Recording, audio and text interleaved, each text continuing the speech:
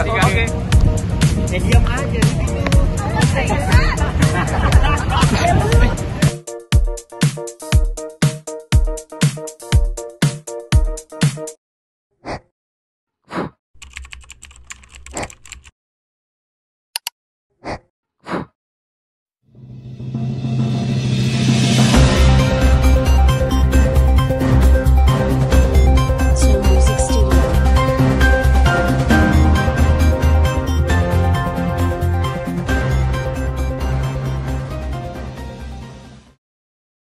Budidaya lepas pantai adalah suatu teknik pembudidayaan organisme yang dilakukan di perairan terbuka yang jauh dari garis pantai.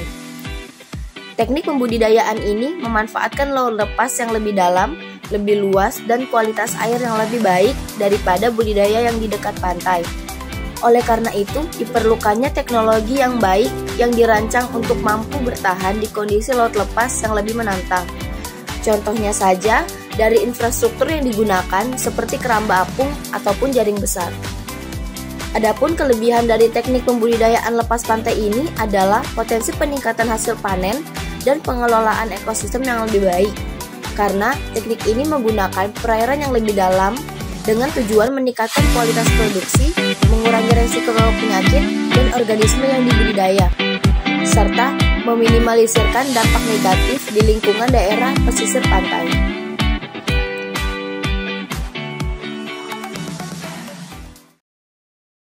Oh, halo IKL. Jadi di sini saya akan menjelaskan tentang lepas pantai. Apa sih lepas pantai itu? Lepas pantai merupakan zona laut yang berada di luar garis pantai. Memiliki banyak sekali pemanfaatan yang bisa signifikan pemanfaatannya.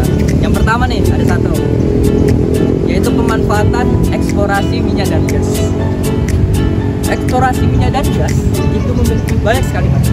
Salah satu bentuk yang paling signifikan dari pemanfaatan minyak dan gas itu yaitu dengan kemajuan teknologi, industri minyak dan garis lepas pantai yang telah berkembang secara drastis, terutama karena menipisnya cadangan minyak dan gas di kita.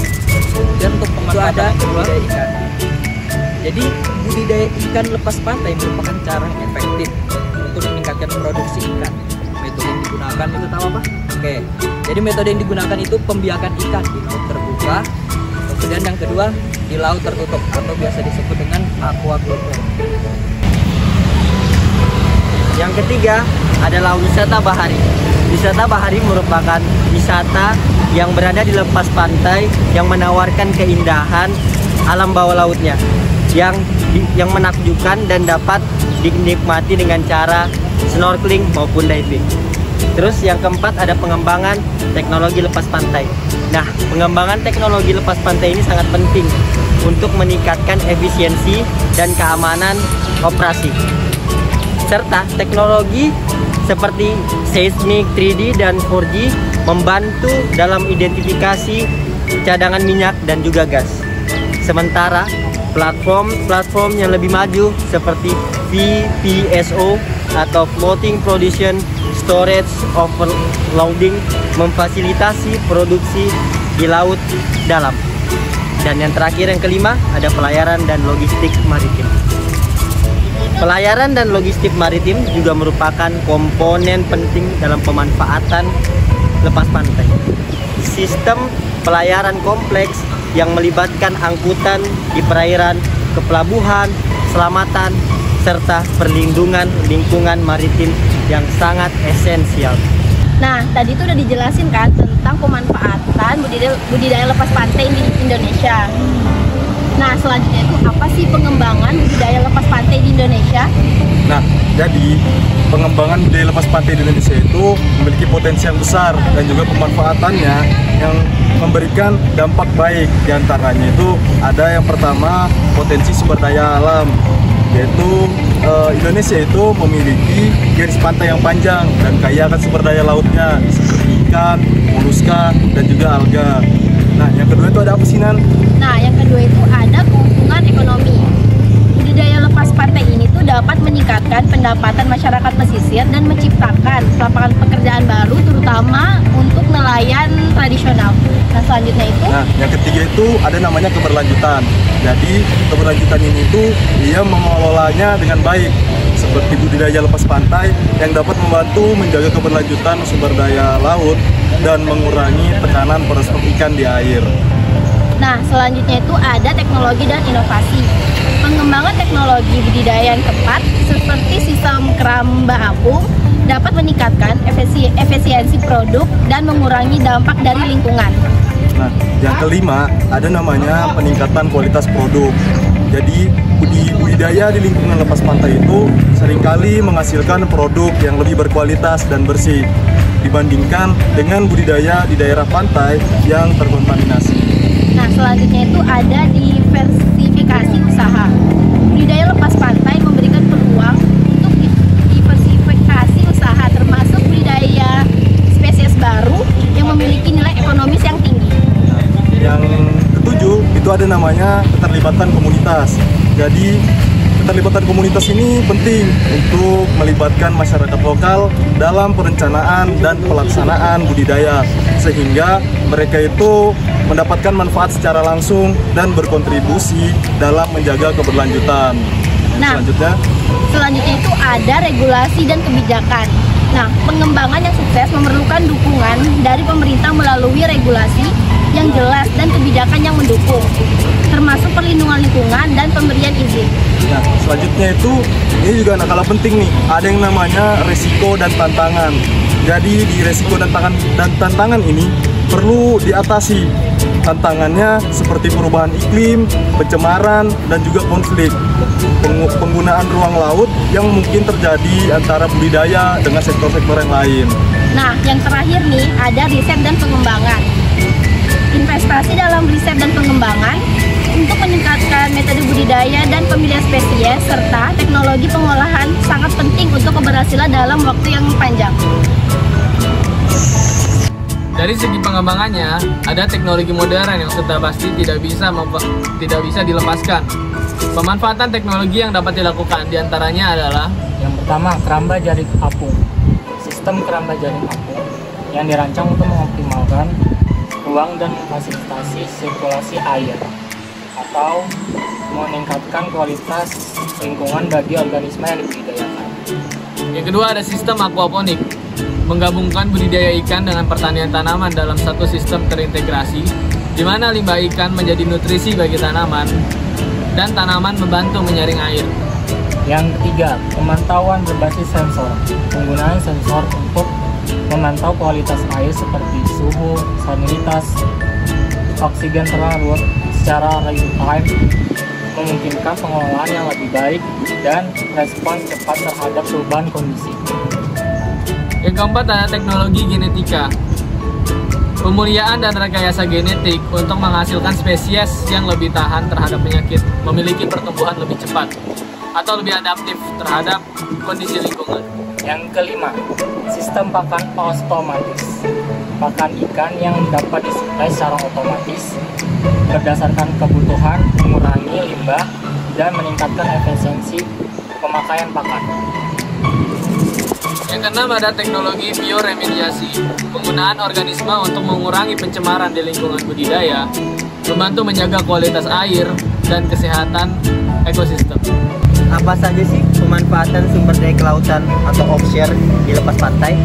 Nah, pemanfaatan sumber daya mineral di lepas pantai harus dilakukan dengan hati-hati dan mengedepankan aspek lingkungan serta prinsip pengelolaan yang sustainable. Harus diterapkan untuk memastikan bahwa manfaat dan eksploitasi mineral dapat dinikmati oleh generasi sekarang dan juga masa depan. Nah, yang pertama itu ada mineral lepas pantai yang dapat dimanfaatkan, antara lain nodul mangan. Nah, salah satu contohnya yakni butiran mineral yang kaya akan mangan, nikel, kobalt, dan tembaga. Selanjutnya yang kedua ada sulfida masif, seperti endapan mineral sulfida yang kaya akan tembaga serta emas, perak, dan juga seng. Yang ketiga ada pasir mineral, yang dimana mengandung mineral seperti titanium, zirkon, dan juga monazit. Terus yang terakhir ada gas hidrat, yang dimana campuran antara air dan gas metana yang terjebak dalam struktur kristal di bawah dasar laut yang dapat dijadikan sumber energi masa depan. Baik, selanjutnya mineral lepas pantai. Jadi mineral lepas pantai ini terbagi menjadi 3 macam, yaitu industri logam, industri kimia, dan juga energi. Industri logam itu mineral seperti mangan, nikel, kobalt, dan tembaga. Digunakan sebagai bahan baku produksi baja, baterai, dan juga peralatan elektronik. Kemudian industri kimia, mineral tertentu yang digunakan dalam produksi pupuk, cat, dan bahan kimia lainnya. Kemudian energi. Energi ini gas hidrat yang memiliki potensi sebagai sumber energi masa depan. Dapat menjadi sumber energi alternatif yang dapat mengurangi ketergantungan pada bahan bakar fosil. Kemudian ada kontra. Kontra ini membutuhkan teknologi yang sangat canggih dan mahal untuk melakukan eksplorasi. Kegiatan pertambangan bawah laut juga dapat menimbulkan kerusakan ekosistem laut seperti kerusakan habitat, pencemaran, dan hilangnya keanekaragaman hayati. Belum adanya regulasi yang jelas dan komprehensif mengenai pengelolaan sumber daya mineral lepas pantai ini. Contoh studi kasus 1. Eksploitasi dan eksplorasi pertambangan minyak dan gas bumi di Laut Natuna bagian utara laut yurisdiksi nasional untuk meningkatkan kesejahteraan masyarakat di Kepulauan Natuna.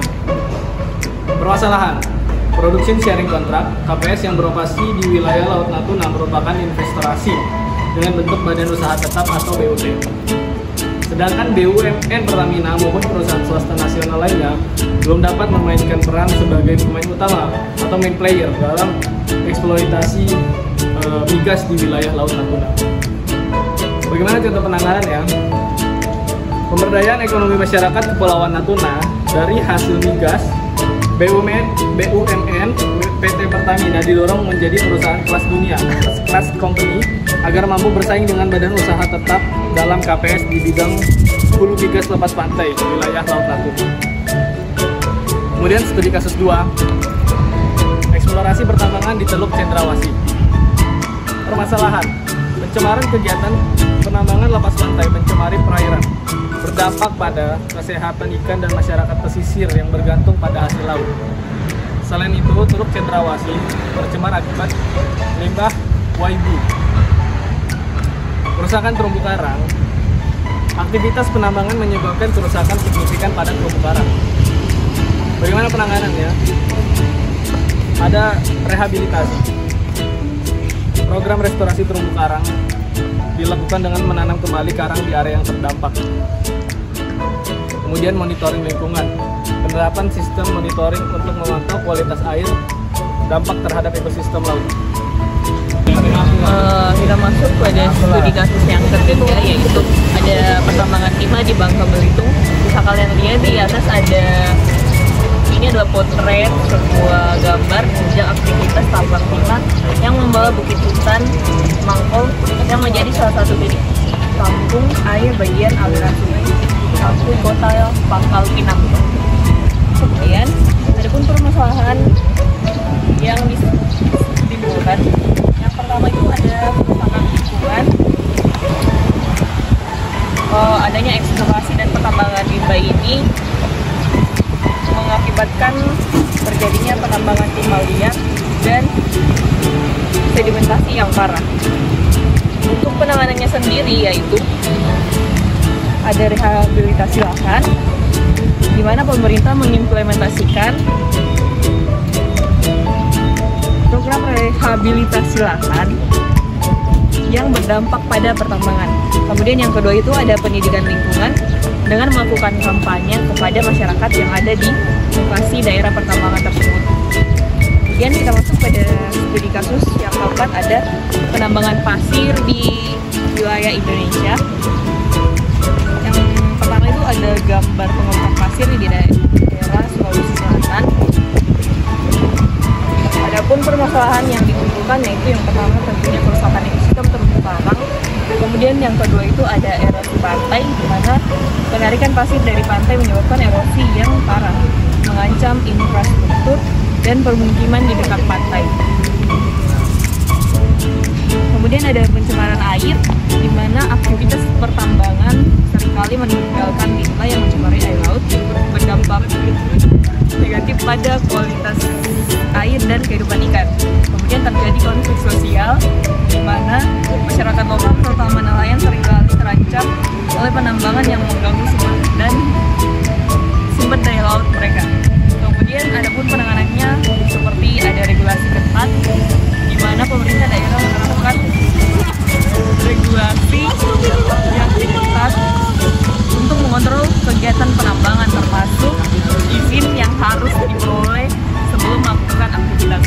Kemudian yang kedua itu ada rehabilitasi pesisir, seperti rehabilitasi ekosistem dilakukan, termasuk ekosistem mangrove.